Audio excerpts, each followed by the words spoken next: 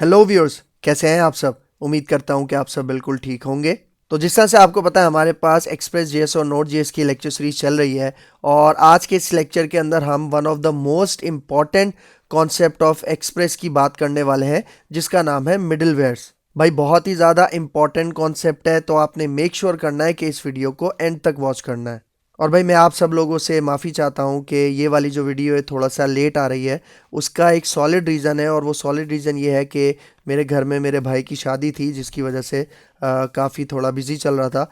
तो अब फ्री हो चुका हूँ, ठीक है। तो अब इंशाल्लाह जल्द से जल्द आपको वीडियोस मिला करेंगी। तो वीडियो को स्टार्ट करने से पहले एक छोटी सी रिक्वेस्ट कि अगर आप मेरे चैनल पे फर्स्ट टाइम आए हो और अभी तक आपने मेरा चैनल सब्सक्राइब नहीं किया तो चैनल भी सब्सक्राइब कर लो। इसके साथ साथ बेल का आइकन भी प्रेस कर लो क्योंकि और भी बहुत सारी वीडियोस इस प्लेलिस्ट के अंदर मैं लेके आने वाला हूँ। तो मैं हूँ आपके सर मोहम्मद आदिल और अब हम अपना लेक्चर स्टार्ट करते हैं।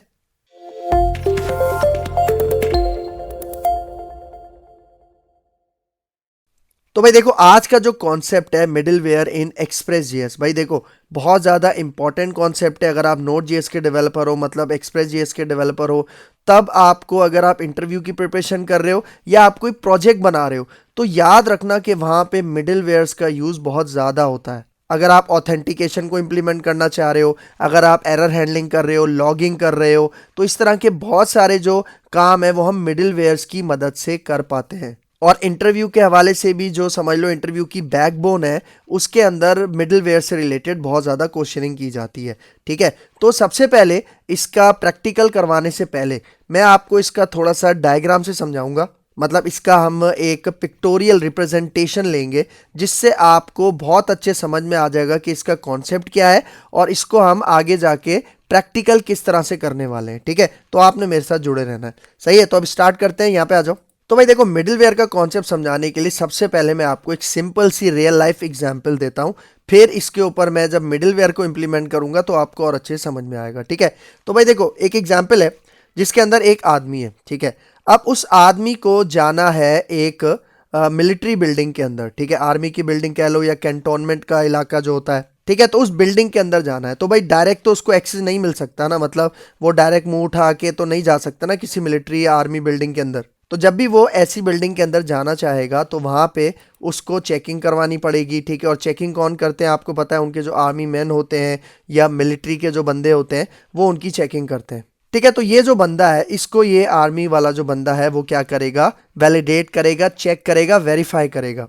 लेकिन अगर ये जो आर्मी का बंदा है अगर वो इस बंदे को वेरीफाई नहीं कर पाता, ठीक है, मतलब कोई इशू होता है या कोई प्रॉब्लम होता है या ये ऑथोराइज नहीं होता इस बिल्डिंग के अंदर जाने के लिए, तो वो क्या करेगा, वो वहीं से इसको रिटर्न बैक करवा देगा, मतलब वापस भेज देगा, ठीक है। एक तो ये सिनेरियो हो गया। और दूसरे सिनेरियो में क्या हो सकता है, दूसरे सिनेरियो के अंदर ये बंदा आया, इस बिल्डिंग में जाना चाहता है मिलिट्री की, लेकिन वहाँ पे जो आर्मी मैन है वो इसको चेक करेगा और वो अगर ये चेक करता है कि हाँ भाई ये ऑथराइज बंदा है, फॉर एग्जांपल ये भी आर्मी से रिलेटेड ही कोई बंदा है, वो इस बिल्डिंग के अंदर जा सकता है, ऑथराइज है, तो ये जो आर्मी मैन है वो इस बंदे को मिलिट्री बिल्डिंग में जाने की इजाज़त दे देगा।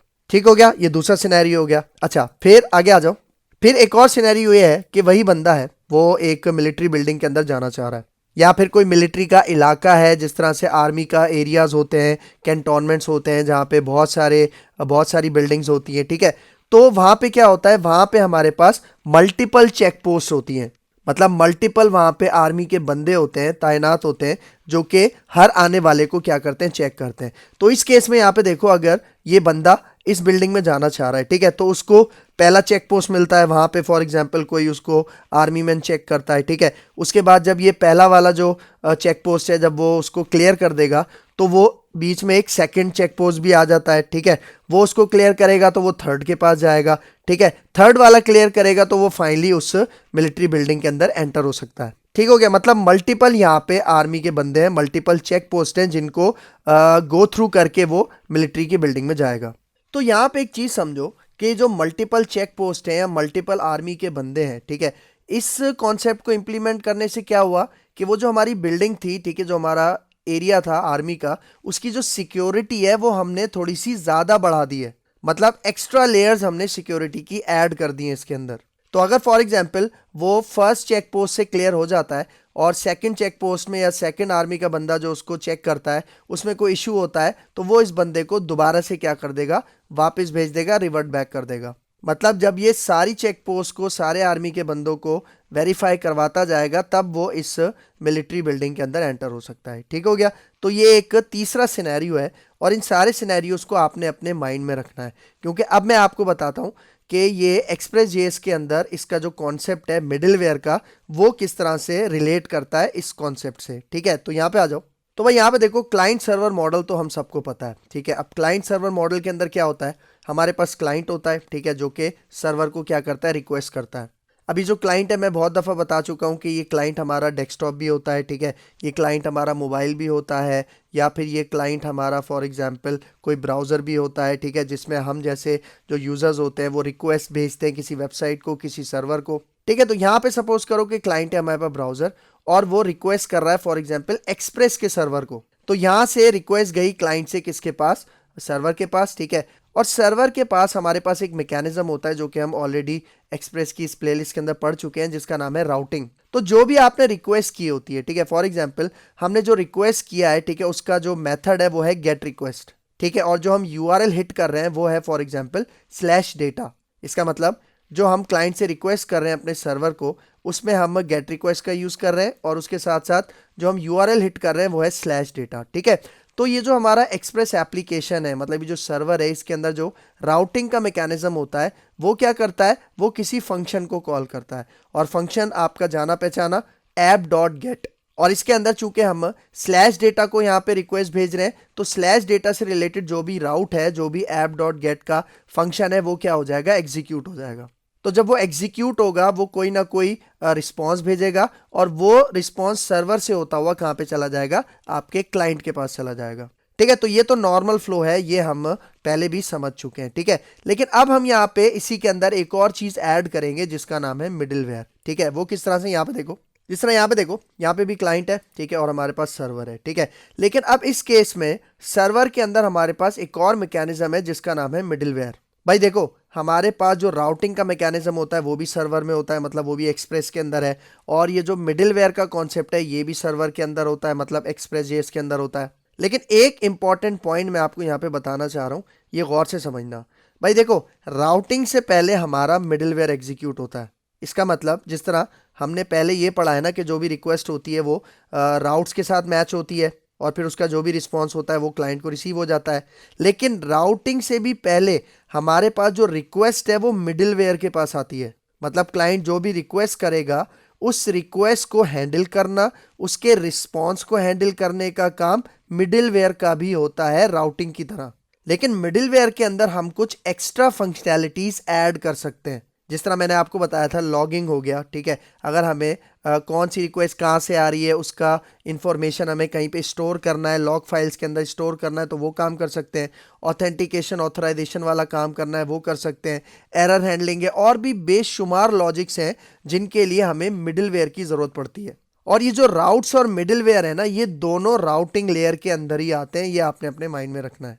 मतलब जब भी क्लाइंट यहाँ पे रिक्वेस्ट करेगा तो सबसे पहले रिक्वेस्ट जाएगी किसके पास, मिडिलवेयर के पास। मतलब राउट से पहले, राउटिंग से भी पहले हमारे पास मिडिलवेयर के पास आपकी ये रिक्वेस्ट जाएगी। ठीक है, और मिडिलवेयर चेक करेगा कि भाई क्या ये रिक्वेस्ट वैलिड है, मतलब क्या ये रिक्वेस्ट कोई हैकर तो नहीं कर रहा, क्या ये कोई इस रिक्वेस्ट के अंदर कोई थ्रेट तो शामिल नहीं है, मतलब कोई इशू तो नहीं है। अगर मिडिलवेयर अपनी प्रोसेसिंग कर लेगा, ठीक है, तो उसके बाद वो फंक्शन कॉल करेगा। कौन सा, वही राउटिंग वाला फंक्शन जो कि था app.get। ठीक है, मतलब जो भी हम रिक्वेस्ट कर रहे हैं उससे रिलेटेड जो भी राउटिंग से रिलेटेड फंक्शन होगा वो एग्जीक्यूट होगा, वो अपना रिस्पॉन्स भेजेगा और वो रिस्पॉन्स सर्वर से होते हुए हमारे क्लाइंट के पास चला जाएगा। ठीक है, तो एक तो मिडिलवेयर का ये सिनेरियो हो गया। अब इसका दूसरा सिनेरियो समझो। ठीक है, यहाँ पे देखो, तो यहाँ पे देखो मैंने क्या बताया कि जो भी आपका रिक्वेस्ट होता है और रिस्पॉन्स होता है उसको मिडिलवेयर हैंडल करता है। ठीक है, मिडिलवेयर उसके रिस्पॉन्स को क्या करता है, मैनेज करता है। तो यहाँ पे देखो, जिस तरह क्लाइंट ने रिक्वेस्ट भेजा मिडिलवेयर को, ठीक है, अब मिडिलवेयर ने इस रिक्वेस्ट को चेक किया, प्रोसेस किया।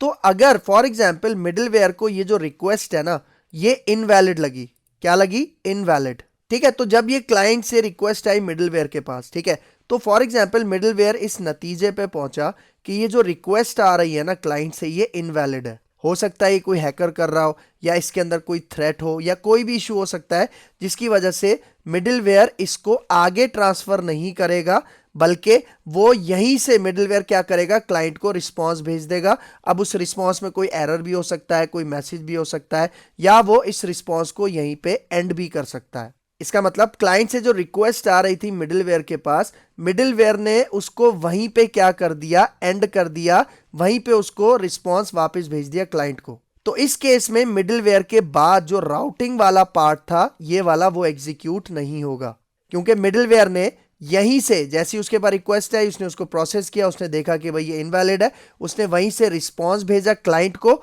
और आपका वो जो रिक्वेस्ट रिस्पॉन्स का साइकिल होता है उसको एंड कर दिया। ठीक है, तो ये दो सिनेरियोज हो सकते हैं कि एक तो मिडिलवेयर आपकी रिक्वेस्ट को प्रोसेस करे और आगे फॉरवर्ड कर दे, और दूसरा सिनेरियो क्या है कि अगर मिडिलवेयर ने ये डिटेक्ट किया कि भाई ये रिक्वेस्ट इनवैलिड है या कोई इशू है इसके अंदर, तो वो आगे आपकी रिक्वेस्ट को फॉरवर्ड नहीं करेगा राउटिंग पे, बल्कि वहीं से क्लाइंट को रिस्पॉन्स भेज के आपका रिक्वेस्ट रिस्पॉन्स का साइकिल एंड कर देगा। तो ये एक बहुत ज्यादा इंपॉर्टेंट पॉइंट है, आपने अपने माइंड में रखना है। ठीक है, अब एक और सिनेरियो है यहाँ पे, ठीक है, इसको भी समझना बहुत ज्यादा जरूरी है। भाई देखो, जिस तरह मैंने अभी आपको एक रियल लाइफ एग्जांपल बताई थी ना, जिसके अंदर एक बंदा है वो मिलिट्री बिल्डिंग में जाना चाह रहा है, और बीच में उसके बाद मल्टीपल चेक पोस्ट है, मतलब मल्टीपल आर्मी के बंदे वहां पे तैनात हैं जो कि उस बंदे को चेक करेंगे। सेम इसी तरह हमारे पास मिडिलवेयर्स भी हम मल्टीपल बना सकते हैं। ठीक है, जिस तरह यहाँ पे देखो क्लाइंट रिक्वेस्ट कर रहा है, ठीक है, तो क्लाइंट की जो रिक्वेस्ट है वो मिडिलवेयर 1 के पास जाती है, मतलब हमने यहाँ पे मल्टीपल मिडिलवेयर्स बनाए हुए हैं, जिस तरह मिडिलवेयर 1 हो गया, मिडिलवेयर 2 हो गया और मिडिलवेयर 3 हो गया। तो क्लाइंट जो भी रिक्वेस्ट करेगा ना, वो रिक्वेस्ट इन तीनों मिडिलवेयर से पास होके आगे जाएगी। मतलब सबसे पहले जो भी रिक्वेस्ट है वो कौन हैंडल करेगा, मिडिलवेयर 1। मिडिलवेयर 1 उसे क्लियर करके आगे भेज देगा, फिर उसके बाद उस रिक्वेस्ट को प्रोसेस करेगा मिडिलवेयर 2, और जब मिडिलवेयर 2 उसको प्रोसेस कर लेगा, क्लियर कर देगा, तो वो रिक्वेस्ट चली जाएगी मिडिलवेयर 3 के पास। और हर मिडिलवेयर के अंदर ना हम अपनी एक अलग लॉजिक लिख सकते हैं, क्योंकि मिडिलवेयर होता क्या है, मतलब अगर प्रोग्रामिंग में इसको इंप्लीमेंट करना है तो मिडिलवेयर बेसिकली आपके पास एक फंक्शन होता है, और फंक्शन के अंदर आपको पता है हम डिफरेंट काइंड्स की लॉजिक लिख सकते हैं। तो अगर हमें ऐसी लॉजिक्स लिखनी है जो कि हमारी रिक्वेस्ट और रिस्पॉन्स के हवाले से होती हैं, तो उसके लिए हम अलग अलग मल्टीपल मिडिलवेयर्स बना सकते हैं। लेकिन याद रखना, जो भी आपकी क्लाइंट की रिक्वेस्ट होगी वो सारे मिडिलवेयर से पास होने के बाद आगे फॉरवर्ड होगी। ठीक है, तो सपोज करो ये जो रिक्वेस्ट है ये तीनों मिडिलवेयर से क्या हो जाती है, क्लियर हो जाती है, तो उसके बाद जो भी हमारा राउटिंग फंक्शन होता है वो एग्जीक्यूट होगा, और उसका जो भी रिस्पॉन्स है वो क्लाइंट को क्या हो जाएगा, रिसीव हो जाएगा। लेकिन अब यहाँ पे एक और इंपॉर्टेंट पॉइंट है। भाई देखो, ये मिडिलवेयर्स हम खुद बनाएंगे, ठीक है, डेवलपर्स बनाएंगे, बिल्ट इन भी होते हैं, उसको भी हम यूज़ कर सकते हैं, लेकिन ज़्यादातर ये भी होता है कि हम खुद से मिडिलवेयर्स बनाते हैं। तो अगर हम मल्टीपल मिडिलवेयर्स बना रहे हैं, ठीक है, फॉर एग्जांपल हमारी रिक्वेस्ट आई मिडिलवेयर 1 के पास, अब इसको हमने क्लियर कर दिया, तो क्लियर करने के बाद अब इस रिक्वेस्ट को हमें मिडिलवेयर 2 में भेजना है, तो उसके लिए हमें एक फंक्शन यूज करना पड़ेगा जिसका नाम है नेक्स्ट। ये हमें मिडिलवेयर का कोड लिखते वक्त खुद से यहाँ पे लिखना पड़ेगा। तो मिडिलवेयर 1 से रिक्वेस्ट अगर मिडिलवेयर 2 में भेजनी है तो मिडिलवेयर 1 के अंदर हम नेक्स्ट का मेथड यूज करेंगे। फिर सेम इसी तरह मिडिलवेयर 2 से अगर रिक्वेस्ट हमें मिडिलवेयर 3 में भेजनी है तो यहाँ पे भी हम ये नेक्स्ट का फंक्शन यूज करेंगे, क्योंकि जब भी हम मिडिलवेयर बनाते हैं ना उसके अंदर 3 चीजें होती हैं, एक रिक्वेस्ट ऑब्जेक्ट, रिस्पॉन्स ऑब्जेक्ट, और तीसरा होता है आपके पास ये नेक्स्ट फंक्शन। तब जाके आपका जो फंक्शन होता है वो मिडिलवेयर कहलाता है। ठीक है, तो ये पॉइंट आपने याद रखना है। अच्छा ठीक है, एक और चीज मैं आपको बताऊं, यहाँ पे मैं इसका ऑर्डर आपको समझाना चाह रहा हूं कि किस ऑर्डर में हमारे पास ये मिडिलवेयर्स एग्जीक्यूट होते हैं। ठीक है, यहाँ पे देखो एक ऑर्डर से मैं आपको समझाता हूं। ये देखो, ये होता है इसका ऑर्डर, मतलब जो मिडिलवेयर आप टॉप पे लिखते हो ना, ठीक है, वो सबसे पहले एग्जीक्यूट होगा, और फिर टॉप के बाद जो भी आप मिडिलवेयर लिखोगे वो एग्जीक्यूट होगा, और फिर उसके बाद जो भी होगा, मतलब टॉप टू बॉटम अप्रोच, मतलब जिस तरह स्टैक होता है ना, एक बुक होती है, दूसरी बुक होती है, फिर तीसरी बुक होती है। ठीक है, तो टॉप टू बॉटम अप्रोच में आपके पास ये जो मिडिलवेयर्स हैं ये एग्जीक्यूट होते हैं। तो अभी जब हम कोडिंग करेंगे तब भी हम जो मल्टीपल मिडिलवेयर्स बनाएंगे वो भी इसी तरह से बनाएंगे। ठीक है, मतलब जो टॉप पे होगा वो सबसे पहले चलेगा, उसके बाद नेक्स्ट का फंक्शन यूज करेंगे ताकि उसके बाद वाला चले, फिर उसके बाद दोबारा से नेक्स्ट फंक्शन कॉल करेंगे ताकि वो दोबारा जो नेक्स्ट मिडिलवेयर है वो एग्जीक्यूट हो, और जब लास्ट मिडिलवेयर आ जाएगा उसके अंदर भी आपको नेक्स्ट फंक्शन यूज करना पड़ेगा ताकि आपका जो आगे का राउटिंग है वो एग्जीक्यूट हो सके। तो ये भी एक बहुत ज्यादा इंपॉर्टेंट पॉइंट है, आपने अपने माइंड में रखना है। ठीक है। तो अब देखो इसके कुछ थियोरेटिकल पॉइंट्स भी हैं, ठीक है। उससे पहले मैं आपको एक मिडलवेयर बनाना सिखाता हूँ कि किस तरह मिडलवेयर बनाएंगे, ताकि जो मैंने डायग्राम से आपको चीजें समझाई है ना, ये आपको और अच्छे से समझ में आ जाए, ठीक है। तो यहाँ पे आ जाओ विजुअल स्टूडियो में। तो भाई यहाँ पे देखो मैंने एक प्रोजेक्ट पहले से यहाँ पे क्रिएट करके रखा हुआ है जिसका क्या नाम है मिडलवेयर डेमो, ठीक है। और इसके अंदर यहाँ पे देखो मैंने एक इंडेक्स की फाइल बनाई हुई है, और इसके अंदर यहाँ पे देखो पैकेज डॉट जेसन में चलते हैं। यहाँ पे देखो मैंने एक्सप्रेस को ऑलरेडी पहले से इंस्टॉल किया हुआ है, ठीक है। तो यहाँ पे देखो अब हमें सबसे पहला काम क्या करना है, वो जो कोड होता है ना, ठीक है, जो बेसिक कोड होता है वो यहाँ पे लिखना है। तो वो बेसिक कोड मैं यहाँ पे कॉपी पेस्ट कर लेता हूँ, ठीक है, जो कि हम ऑलरेडी प्रीवियस लेक्चर्स के अंदर डीप में समझ चुके हैं, तो बार बार टाइम वेस्ट नहीं करेंगे। तो मैं यहाँ पे वो कोड पेस्ट करता हूँ। तो यहाँ पे देखो मैंने कुछ कोड कॉपी पेस्ट किया है, और ये आपको पता है कि ये क्या कोड है। सबसे पहले यहाँ पे देखो एक्सप्रेस को मैंने यहाँ पे इस तरह से इंपोर्ट किया, और उसके बाद एक्सप्रेस की जो हमारी एप्लीकेशन होती है उसका मैंने यहाँ पे एक इंस्टेंस क्रिएट कर लिया, ठीक है। और फिर इसी इंस्टेंस जो कि ऐप है, इसकी मदद से यहाँ पे देखो वो जो हमारा रूट होता है ना, ठीक है, रूट राउट जो होता है जिसको हम इंडेक्स पेज भी कहते हैं, ठीक है, मतलब जो फर्स्ट टाइम में हमारे पास एग्जीक्यूट होता है, ठीक है। तो यहाँ पे देखो जब ये एग्जीक्यूट होगा तो ये हमें रिस्पॉन्स में क्या प्रिंट करके देगा, हेलो प्रिंट करके देगा। और यहाँ पे देखो जो मैं पोर्ट नंबर यूज कर रहा हूँ वो वही यूज कर रहा हूँ जो अभी तक हम यूज करके आए, जिसका क्या नाम है 3000, ठीक है। तो अगर मैं यहाँ तक अपनी एप्लीकेशन को रन करके दिखाऊं, क्योंकि अभी तक देखो मैंने इसके अंदर कोई भी मिडलवेयर्स नहीं बनाए, तो यहाँ पे आके अपनी एप्लीकेशन को रन करते हैं, ठीक है। देखो ये वाली कमांड है, सबसे पहले आपने नोड लिखना है, फिर हाइफन हाइफन वॉच, ताकि हमें बार बार अपना ये प्रोग्राम रन ना करना पड़े, और उसके बाद हमारी फाइल का नाम जो कि है index.js, ठीक है। तो ये वाली कमांड आपने लिखनी है यहाँ से लेके यहाँ तक, और यहाँ पे आके मैं एंटर करता हूँ। तो जैसे ही एंटर करेंगे हमारे सर्वर स्टार्ट हो जाएगा, और अब हम चलते हैं अपने ब्राउजर पे, ठीक है। और यहाँ पे हम सिंपल लिखते हैं localhost:3000, ठीक है। ये लिख के यहाँ पे हम एंटर करते हैं। तो ये देखो जैसे ही मैंने एंटर किया, देखो क्या प्रिंट हो रहा है, हेलो। मतलब यहाँ तक बिल्कुल सही तरह हमारी एप्लीकेशन काम कर रही है। तो देखो अब मैं यहाँ पे क्या करता हूँ, अब सबसे पहले मैं यहाँ पे एक मिडलवेयर क्रिएट करता हूँ, ठीक है। तो यहाँ पे देखो ये जो हमारा गेट राउट है ना, ठीक है, इससे ऊपर, ठीक है, मैं एक मिडलवेयर बना रहा हूँ, और मिडलवेयर बनाने के लिए हम यहाँ पे एक फंक्शन यूज करेंगे जिसका क्या नाम है यूज, ठीक है, क्योंकि इस फंक्शन के अंदर हम मिडलवेयर्स को बनाते हैं और एग्जीक्यूट करते हैं, ठीक है। तो इस यूज के फंक्शन के अंदर हम मिडलवेयर कैसे बनाएंगे, देखो मिडलवेयर बेसिकली एक होता है हैंडलर फंक्शन जो कि हम यूज के अंदर बनाते हैं, ठीक है। तो ये देखो ये इस तरह से हमारे पास एक एरो फंक्शन आ गया, एक हैंडलर फंक्शन आ गया, ठीक है। ये इस तरह से मैंने यहाँ पे बना लिया। अब देखो मैंने आपको बताया था कि जो हमारा मिडलवेयर होता है उसके अंदर तीन चीज़ें होती हैं। सबसे पहले होता है रिक्वेस्ट ऑब्जेक्ट, और उसके बाद रिस्पॉन्स का ऑब्जेक्ट, और फिर हमारे पास होता है नेक्स्ट का फंक्शन, जिसके थ्रू हम क्या करते हैं नेक्स्ट मिडलवेयर्स को या फिर नेक्स्ट के जो राउट्स होते हैं उसको हम एग्जीक्यूट करवाते हैं। तो अब देखो ये हमारा मिडलवेयर फंक्शन है। अब इसके अंदर मैं लिखता क्या हूँ, यहाँ पे देखो मैं सिंपल एक console.log स्टेटमेंट यहाँ पे प्रिंट करवा देता हूँ, और इसके अंदर मैं यहाँ पे एक मैसेज सिंपल सा पास कर देता हूँ, और मैं यहाँ पे कह देता हूँ दिस इज फर्स्ट मिडलवेयर, ठीक है। क्या लिख दिया मैंने यहाँ पे, दिस इज फर्स्ट मिडलवेयर, सही है। लेकिन अभी आप एक चीज नोटिस करो, मैंने इसको सबसे टॉप पे रखा हुआ है। इसका मतलब जो भी रिक्वेस्ट आएगी सबसे पहले उस रिक्वेस्ट को ये मिडलवेयर क्या करेगा, हैंडल करेगा, रिसीव करेगा। लेकिन यहाँ पे देखो इस रिक्वेस्ट को रिसीव करने के बाद मैंने यहाँ पे ये मैसेज तो प्रिंट करवाया, लेकिन मैंने इस रिक्वेस्ट को या तो आगे फॉरवर्ड नहीं किया, ठीक है, मतलब इस राउट पे फॉरवर्ड नहीं किया, या फिर मैंने यहाँ पे इसको एंड नहीं किया। मतलब इस मिडलवेयर के अंदर मुझे यहाँ पे दो काम करने थे, या तो मैं इस रिक्वेस्ट को यहीं पे एंड कर देता ताकि ये आगे वाले राउट पे नहीं जाता, या फिर मैं इसको क्या करता, इस मिडलवेयर के अंदर मैं एक फंक्शन यूज करता नेक्स्ट, जिसकी मदद से वो हमारे आगे वाले राउट के ऊपर, मतलब आगे वाले कोड के ऊपर क्या हो जाता, फॉरवर्ड हो जाता। तो इस केस में पता है क्या होता है, इस केस में हमारे पास ये हैंग रहेगा, मतलब यहाँ पे ये क्या करेगा, बफरिंग करता रहेगा, ठीक है। देखो मैं इसको सेव करता हूँ और अपने ब्राउजर पे चलते हैं, ठीक है। यहाँ पे आके मैं एक न्यू टैब में दोबारा से यही लोकल होस्ट खोलता हूँ, ताकि वो जो हैंगिंग का इशू है ना वो मैं आपको दिखाना चाह रहा हूँ, ठीक है। देखो इसको हम रिफ्रेश करते हैं तो ये देखो, अब देखो कोई भी आउटपुट हमें यहाँ पे नहीं मिल रहा, और ऊपर आपको दिख रहा है ये मुसलसल बफरिंग हुए जा रही है, लेकिन हमें कोई रिस्पॉन्स यहाँ पे नहीं मिल रहा, ठीक है। लेकिन अगर आप यहाँ पे जाओ, ठीक है, तो देखो यहाँ पे आपको ये मिल जाएगा दिस इज फर्स्ट मिडलवेयर, क्योंकि ये मैंने कंसोल में लॉक करवाया था। मतलब ये सही चीज़ नहीं है कि आप कोई मिडलवेयर बनाओ, उसमें ना आप नेक्स्ट का फंक्शन यूज़ करो, ना आप उस रिस्पॉन्स को एंड करो, ठीक है।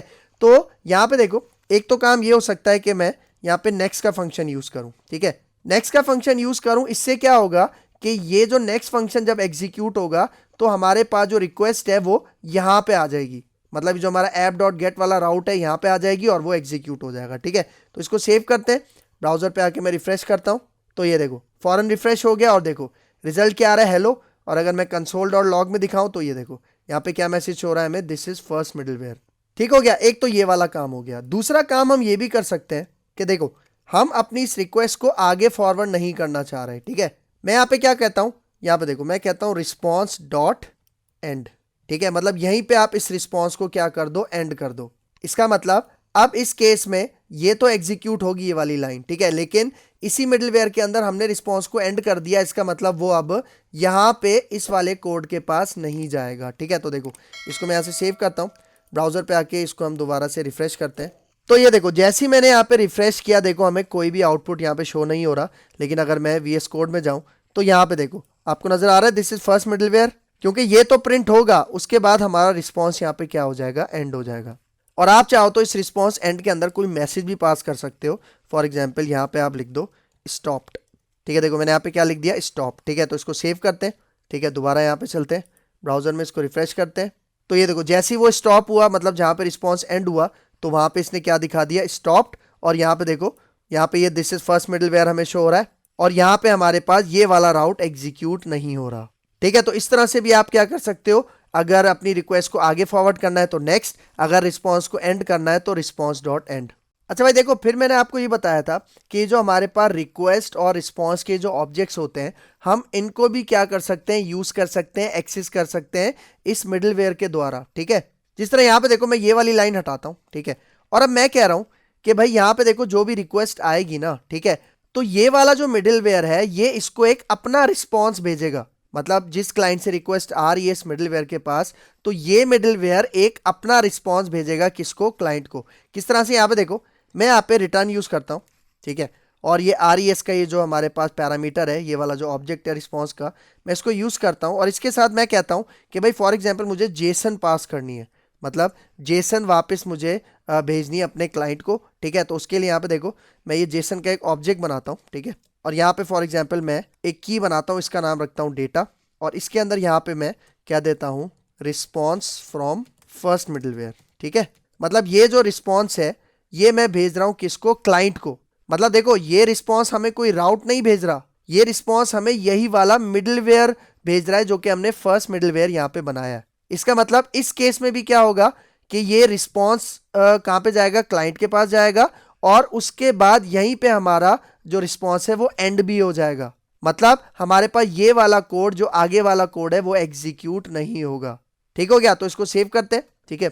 ब्राउजर पे आते हैं, इसका मैं रिजल्ट आपको दिखाता हूँ, ठीक है। यहाँ पे आके हम इसको रिफ्रेश करते हैं, तो ये देखो जैसे ही रिफ्रेश किया, वो जो हमारा मिडलवेयर था उसने हमें ये वाला रिस्पॉन्स भेजा है। देखो नजर आ रहा है, डेटा है जो हमने की बनाई थी, और उसके अंदर हमने क्या मैसेज पास किया था, रिस्पॉन्स फ्रॉम फर्स्ट मिडलवेयर। और अगर आप कंसोल पे जाओ तो ये वाला जो मैसेज था console dot log this is first middleware, वो भी आपको यहाँ पे कंसोल में नजर आएगा। मतलब ये वाला कोड जो है, जो हमारा राउट है, गेट राउट, ये हमारे पास एग्जीक्यूट ही नहीं हो रहा। तो इस तरह से आप अपने रिस्पॉन्स का ये जो ऑब्जेक्ट है इसको भी आप क्या कर सकते हो, यहाँ पे यूज कर सकते हो, एक्सेस करके कोई भी रिस्पॉन्स भेज सकते हो, ठीक है। अच्छा अभी मैं आपको ये रिक्वेस्ट ऑब्जेक्ट का क्या यूज होता है मिडलवेयर के अंदर ये भी बताता हूँ, लेकिन उससे पहले यहाँ पे देखो मैं ये वाली लाइन यहाँ से कमेंट आउट करता हूँ, इसको सिलेक्ट करता हूँ, कमेंट आउट करता हूँ। और मैंने आपको बताया था कि हम मल्टीपल मिडलवेयर्स भी बना सकते हैं, ठीक है। जिस तरह यहाँ पे देखो ये वाला जो मिडलवेयर था ये पहला मिडलवेयर था, ठीक है। तो मैं इसको कॉपी करता हूँ, ठीक है, नीचे मैं यहाँ पे इसको पेस्ट करता हूँ, और ये जो 3 लाइंस हैं, ठीक है, मैं ये फॉर एग्जांपल थोड़ी देर के लिए यहाँ से हटाता हूँ, ठीक है। देखो ये फर्स्ट मिडलवेयर हो गया, ये सेकंड मिडलवेयर हो गया, इसके अंदर मैं एक मैसेज पास कर देता हूँ सेकंड मिडलवेयर, ठीक है, दिस इज सेकंड मिडलवेयर। और यहाँ पे मैं नेक्स्ट का फंक्शन भी यूज कर लेता हूँ।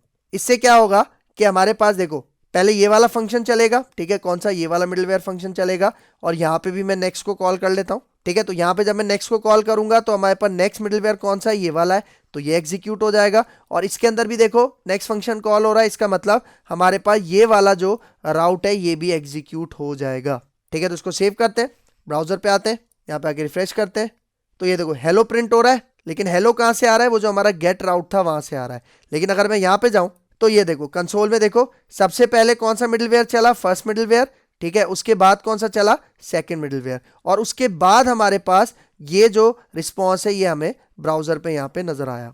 ठीक हो गया। तो इस तरह से हमारे पास मल्टीपल मिडलवेयर यहाँ पे काम करते हैं। लेकिन अगर आप यहाँ पे देखो, अगर आप यहाँ से ये नेक्स्ट हटा दो, ठीक है, मतलब अगर आप नेक्स्ट यहाँ से हटा दो और यहीं पे आप अपना ये जो रिस्पॉन्स है इसको एंड कर दो, ठीक है, तो क्या होगा, जैसे ये सेकंड मिडलवेयर एग्जीक्यूट होगा ना, उसके बाद हमारे पास ये वाला राउट एग्जीक्यूट नहीं होगा। ठीक है, तो इसको सेव करते हैं, ब्राउजर पे आके रिफ्रेश करते हैं।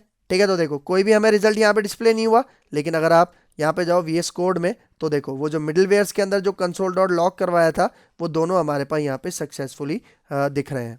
ठीक है, यहाँ तक समझ में आ रहा है। अच्छा, अभी इस प्रैक्टिकल के अंदर दो और चीज़ें हैं, ठीक है, लेकिन उसको बताने से पहले मैं कुछ थियोरिटिकल पॉइंट्स हैं जो कि इस प्रैक्टिकल से रिलेटेड आपको समझना बहुत ज़्यादा ज़रूरी है। ठीक है, तो यहाँ पे आ जाओ, यहाँ पे देखो कुछ पॉइंट्स हैं। ठीक है, ये वाला पॉइंट तो बहुत ज़्यादा आसान है। क्या कह रहा है, express is a widely use Node.js framework known for its simplicity and flexibility in building web application and APIs। मतलब हम सबको पता है कि Express.js क्या है, Node.js का एक फ्रेमवर्क है जिसके थ्रू हम क्या कर सकते हैं, बहुत आसानी से बहुत ज़्यादा फ्लेक्सिबिलिटी के साथ वेब एप्लीकेशन बना सकते हैं और APIs भी बना सकते हैं। ठीक है, फिर देखो second point, one of its core features is middleware Inn Express. मतलब यहाँ पे कह रहा है कि एक्सप्रेस का जो कोर फीचर है ना, जिसको हम बैकबोन कहते हैं, वो है हमारे पास मिडलवेयर। और मिडलवेयर के थ्रू हम क्या कर सकते हैं, देखो यहाँ पे कह रहा है which plays an important role in handling request, responses and routing. मतलब मिडलवेयर के थ्रू हम क्या कर सकते हैं, रिक्वेस्ट को हैंडल कर सकते हैं, रिस्पॉन्सेज को हैंडल कर सकते हैं और राउटिंग को भी हैंडल कर सकते हैं।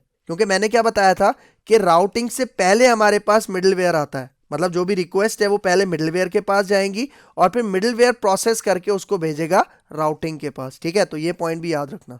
फिर आगे आ जाओ, अब यहाँ पे देखो इंपॉर्टेंट पॉइंट क्या कह रहा है, मिडलवेयर फंक्शंस आर फंक्शंस। वही बात जो मैंने आपको बताई कि मिडलवेयर जो होता है वो बेसिकली है क्या, वो हमारे पास फंक्शन होता है। तो देखो क्या कह रहा है, middleware functions are functions that have access to the request object, response object and the next middleware function in the application request response cycle. मतलब देखो यहाँ पे कह रहा है कि जो मिडलवेयर फंक्शंस होते हैं ना, उसके अंदर तीन चीज़ों का एक्सेस हमें मिलता है। एक तो रिक्वेस्ट ऑब्जेक्ट, मतलब कहाँ से रिक्वेस्ट आ रही है, ठीक है, उसकी जो भी इंफॉर्मेशन होती है वो रिक्वेस्ट ऑब्जेक्ट में स्टोर होती है, तो मिडलवेयर उनको ईजिली एक्सेस कर सकते हैं।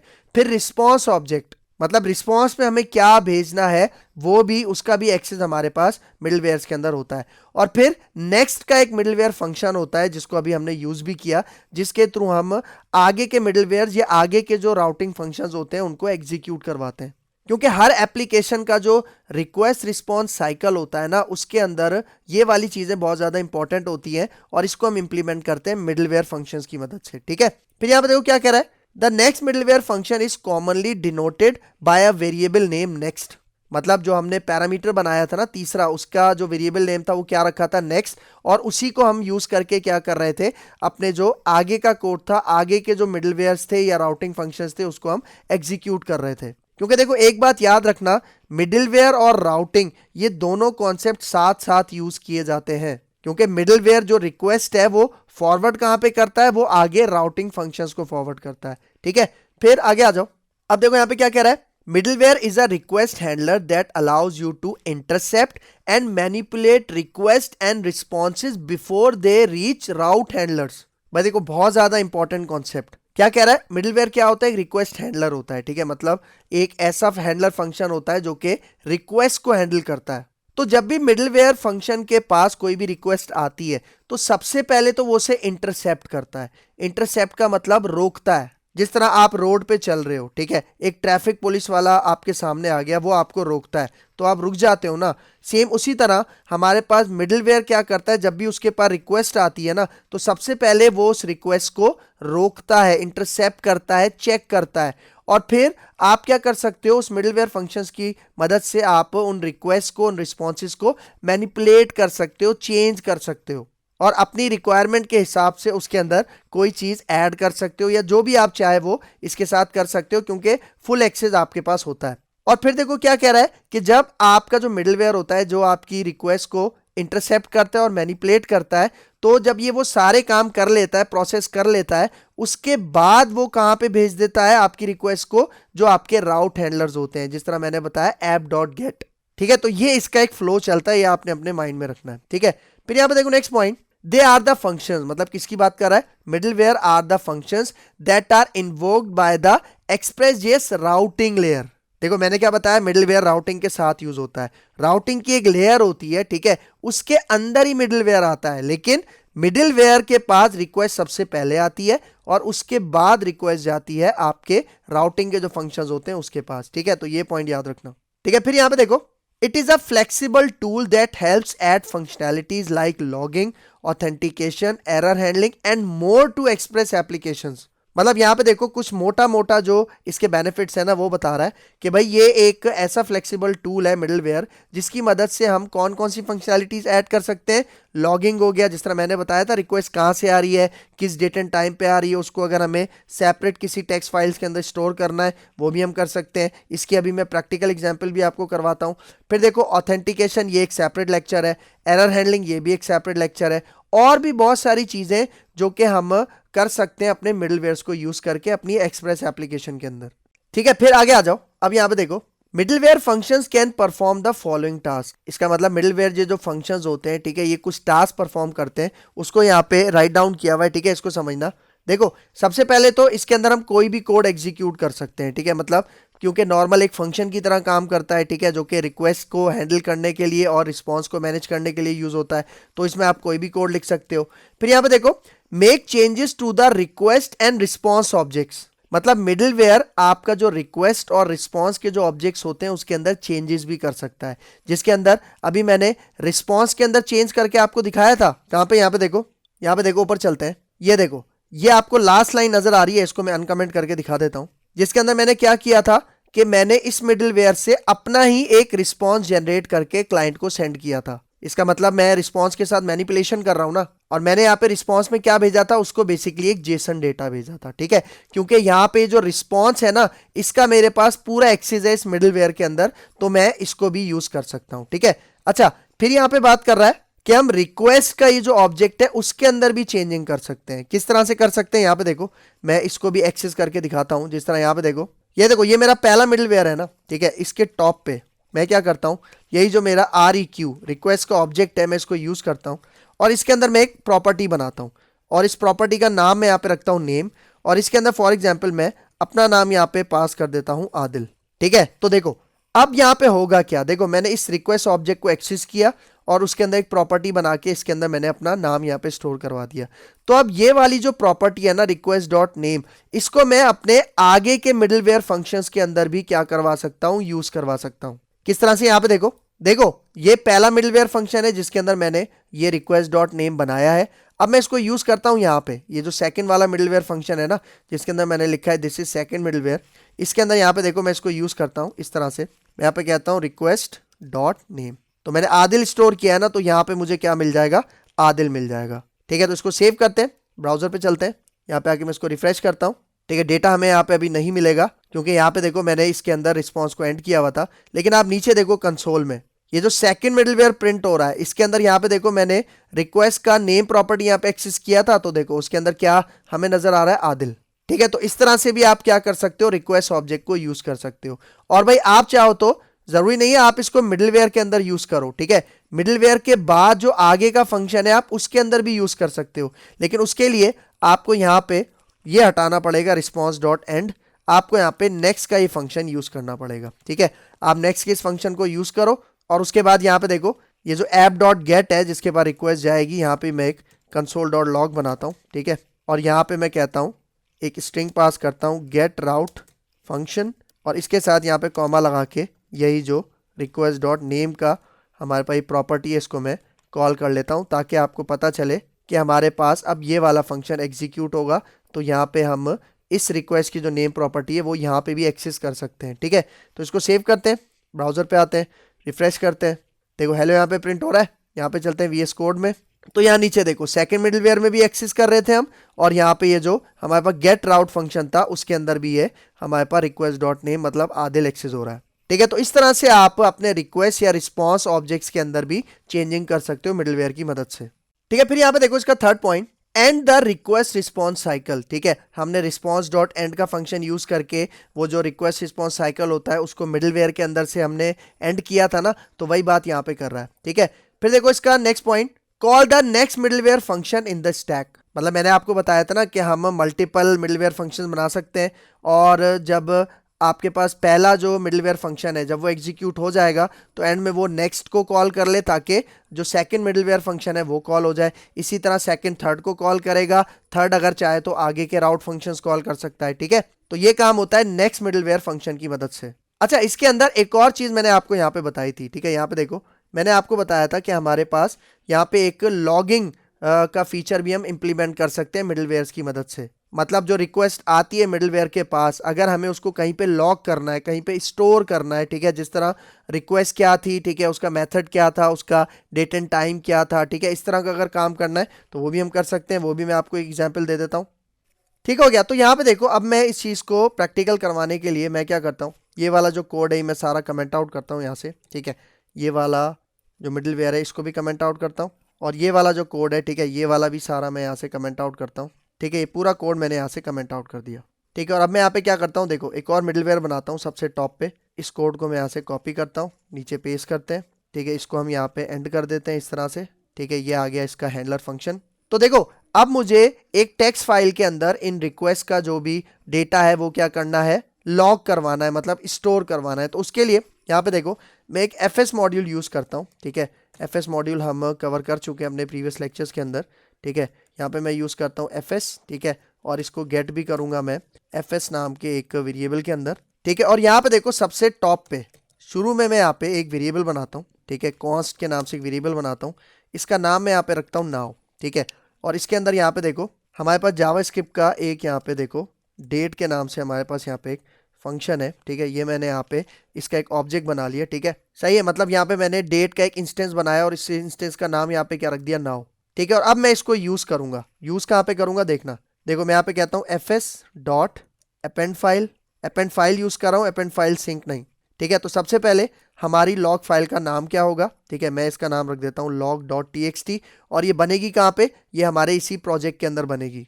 और इसके अंदर मुझे क्या क्या डेटा चाहिए, ठीक है, उसके लिए यहाँ पे देखो, मैं यहाँ पे सबसे पहले बैकटिक्स ओपन करूँगा सेकेंड आर्ग्यूमेंट के अंदर। और उसके बाद यहाँ पे देखो जो हमारे सिंटेक्स होता है, ठीक है, जिसके अंदर हम स्ट्रिंग लिखते हैं, तो इसके अंदर यहाँ पे देखो यही वाला जो वेरिएबल है नाउ, ठीक है, इसको मैं यहाँ पे यूज़ करूँगा, ठीक है, नाउ।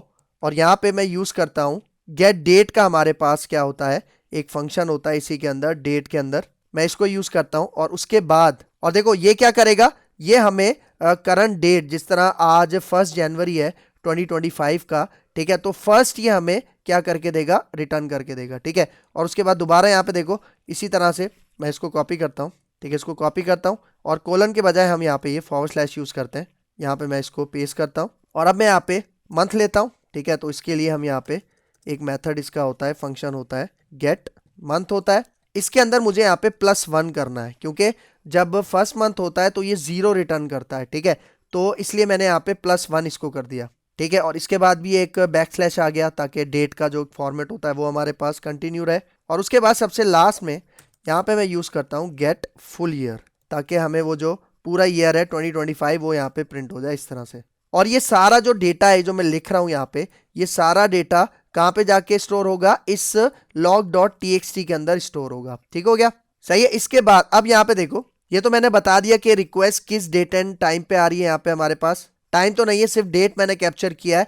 इसके टाइम के फंक्शंस भी हैं, वो भी आप यहाँ पे इस तरह से लगा सकते हो। अब यहाँ पे देखो, मैं कहता हूँ कि ये जो रिक्वेस्ट ऑब्जेक्ट है ना, ठीक है, मुझे इसका मेथड भी दिखाओ कि भाई कौन से मेथड की रिक्वेस्ट यहाँ पे आ रही है, ठीक हो गया। और उसके बाद यहाँ पे मैं कहता हूँ, ठीक हो गया, और उसके बाद यहाँ पे मैं कहता हूँ कि आप यहाँ पे उसका पाथ भी दिखाओ कि रिक्वेस्ट के अंदर जो पाथ आ रहा है वो कौन सा है, ठीक है। तो ये पाथ भी दिखाओ, ठीक हो गया। तो ये सारी चीज़ें हो गई, ठीक है। उसके बाद लास्ट में हमें यहाँ पे एक हैंडलर फंक्शन यहाँ पे पास करना होता है, ठीक है, ये इसके सिंटेक्स का हिस्सा है। तो ये देखो, ये हमारे पास ब्रैकेट्स आ गए और ये आ गया एरो फंक्शन, मतलब हैंडलर फंक्शन। और अब इसके अंदर हमारे पास दो पैरामीटर्स भी आते हैं, आपको पता है, एक आता है एरर के लिए और दूसरा आता है डेटा। और इस हैंडलर फंक्शन के अंदर मैं क्या पास करूंगा, देखो मतलब इसकी बॉडी के अंदर मैं यहाँ पे पास करूंगा ये नेक्स्ट का फंक्शन, ठीक है। नेक्स्ट का फंक्शन हम यहाँ पे पास कर देंगे ताकि जो भी आगे का कोड है, ठीक है, मतलब जो भी आगे का कोड है, राउट है या कोई दूसरा मिडलवेयर है, वो एग्जीक्यूट हो सके, ठीक है। तो अब यहाँ पे समझो कि मैंने यहाँ पे किया क्या इस मिडलवेयर के अंदर। देखो इस मिडलवेयर के अंदर मैंने सबसे पहले क्या काम किया है, डेट का यहाँ पे एक ऑब्जेक्ट बनाया है, ठीक है। और फिर मैं यहाँ पे क्या कर रहा हूँ, एक log.txt के अंदर कुछ डेटा अपेंड कर रहा हूँ। देखो अभी ये फाइल क्रिएटेड नहीं है, देखो आपको प्रोजेक्ट में नजर आ रहा होगा क्रिएटेड नहीं है, तो फर्स्ट टाइम क्या करेगा, ये इसको यहाँ पे क्रिएट करेगा और फिर उसके अंदर हर रिक्वेस्ट, मतलब जितनी दफा रिक्वेस्ट यहाँ पे आएगी हर रिक्वेस्ट का कुछ रिकॉर्ड यहाँ पे मेंटेन करेगा और उस रिकॉर्ड के अंदर देखो ये आपके पास डेट, मंथ और ईयर ये गेट करेगा और इसके साथ साथ रिक्वेस्ट है उसका मेथड क्या है, गेट है, पोस्ट है, फिर उसका पाथ क्या है वो गेट करेगा, ठीक है। और ये सारी चीजें एक लॉग फाइल के अंदर जिसका क्या नाम है txt, मतलब log.txt, उसके अंदर इसको स्टोर करेगा और यहाँ पे हमें वो डिस्प्ले करवाएगा। इसका मतलब जितनी दफा ये रिक्वेस्ट आएगी वो कौन सा डे था, कौन सा मंथ था, ईयर था वो भी दिखाएगा। इसके साथ साथ आप डेट एंड टाइम भी यहाँ पे ऐड करवा सकते हो, फिर रिक्वेस्ट का मेथड क्या था, फिर उसका पाथ क्या था, ये सारी चीजें इस log.txt के अंदर आपको मिल जाएंगी। और देखो इसके शुरू में ना यहाँ पे हम लगाते हैं \n, ताकि जो जो रिक्वेस्ट का डेटा इस फाइल के अंदर लॉग होगा ना, इस फाइल के अंदर स्टोर होगा, वो एक सेपरेट लाइन के अंदर हमें नजर आए, ठीक है। तो अब इसको सेव करते हैं और यहाँ पे चलते हैं अपने ब्राउजर पे, ठीक है। यहाँ पे आके इसको मैं रिफ्रेश करता हूँ, ठीक है। जैसे ही रिफ्रेश किया देखो हेलो यहाँ पे प्रिंट हो रहा है क्योंकि हमने नेक्स्ट लगाया हुआ था। तो यहाँ पे आ जाओ, यहाँ पे देखो लेफ्ट साइड पे log.txt के नाम से एक फाइल क्रिएट हो गई। अगर मैं इसको ओपन करता हूँ तो यहाँ पे देखो, ये देखो गेट डेट ने हमें 1 प्रिंट करके दिया, गेट मंथ ने हमें 1 प्रिंट करके दिया और फिर गेट फुल ईयर ने हमें क्या गेट करके दिया 2025। और फिर उसके बाद हमने रिक्वेस्ट डॉट मेथड लगाया था जिसने हमें गेट रिटर्न करके दिया और फिर रिक्वेस्ट डॉट पाथ जिसने हमें क्या रिटर्न करके दिया /, क्योंकि ये बेस राउट है ना अभी, मतलब जो इंडेक्स पेज के लिए होता है। तो ये सारी चीजें उसने हमें यहाँ पे गेट करके दी। आप चाहो तो यहाँ पे टाइम वगैरह भी कैप्चर कर सकते हो, जिस तरह यहाँ पे देखो मैं एक दफा फिर इसको रिक्वेस्ट भेजता हूँ यहाँ पे और अब यूआरएल में थोड़ी सी चेंजिंग करता हूँ। फॉर एग्जांपल यहाँ पे देखो मैं कहता हूँ, यहाँ पे मैं लगाता हूँ / और उसके बाद फॉर एग्जांपल मैं यहाँ पे कहता हूँ यूजर्स, ठीक है। तो यहाँ पे आके जैसे एंटर करूंगा तो ये देखो अभी इससे रिलेटेड कोई राउट तो नहीं बना हुआ, लेकिन अगर मैं लॉग में जाके चेक करता हूँ तो ये देखो यहाँ पे अब क्या आ गया, सेम डेट दिखा रहा है, ठीक है, गेट रिक्वेस्ट दिखा रहा है, लेकिन यहाँ पे देखो अब पाथ क्या चेंज हो गया /users। तो इस तरह से आप जितनी रिक्वेस्ट यहाँ पे भेजोगे उतना यहाँ पे क्या होता जाएगा, इसका लॉग यहाँ पे मेंटेन होता रहेगा, ठीक है। और ये भी बहुत ज्यादा यूज किया जाता है एक्सप्रेस एप्लीकेशंस के अंदर। तो इसको इंप्लीमेंट किस तरह से करना है, इस तरह से करना है, ये आप देख सकते हो। बाकी डेट टाइम से रिलेटेड भी बहुत सारे मेथड्स हमें मिलते हैं इस डेट के इंस्टेंस के अंदर, तो ये भी आप देख लेना, ठीक है। तो ये लॉगिंग वाला काम भी हो गया। अब आ जाओ यहाँ पे, ये सारे स्टेप्स भी आपको मैंने प्रैक्टिकल करवा दिए, ठीक है। फिर यहाँ पे देखो लास्ट, ये भी हमने प्रैक्टिकल कर लिया, बस इसका एक पॉइंट है, इसको समझ लो। If the current middleware function does not end the request response cycle, it must call next to pass control to the next middleware function, otherwise the request will be left hanging। भाई देखो ये मैंने point आपको शुरू में practical करके दिखाया था कि जब भी आप मिडलवेयर फंक्शन बनाओगे ना तो आपने दो काम करने हैं, या तो आपने वहीं पे उस रिक्वेस्ट को एंड करना है या फिर आपने नेक्स्ट फंक्शन को यूज करके उसे आगे फॉरवर्ड कर देना है, ताकि जो रिक्वेस्ट रिस्पॉन्स साइकिल होता है ये डिस्टर्ब ना हो। मतलब यहाँ पे यही कह रहा है अगर आपने रिक्वेस्ट रिस्पॉन्स साइकिल को एंड नहीं किया तब आपको नेक्स्ट का फंक्शन यूज करना है। नेक्स्ट क्या करेगा, आगे के मिडलवेयर कॉल कर लेगा। अगर आप ये दोनों काम नहीं करते तो उस केस में क्या होगा, आपकी जो रिक्वेस्ट है वो हैंग हो जाएगी, मतलब वो बफरिंग होती रहेगी और आपको कोई भी रिस्पॉन्स वहां पे नहीं मिलेगा। तो ये पॉइंट भी आपने अच्छे से याद रखना है, ठीक हो गया। तो यहाँ पे हमारा लेक्चर हो गया है वाइंड अप। तो अगर आपको मेरी वीडियो पसंद आई है तो मेरा चैनल जरूर सब्सक्राइब करके जाना, इसके साथ साथ बेल का आइकन भी प्रेस करना, क्योंकि और भी बहुत सारी वीडियोस इस प्लेलिस्ट के अंदर मैं लेके आने वाला हूँ। तो अगर आपको मेरी वीडियो पसंद आई है तो मेरा चैनल लाइक कीजिए, शेयर कीजिए और सब्सक्राइब कीजिए और मुझे अपनी दुआ में याद रखिए। तो मिलते हैं इंशाल्लाह नेक्स्ट लेक्चर में, तब तक के लिए दीजिए इजाजत। अल्लाह हाफिज।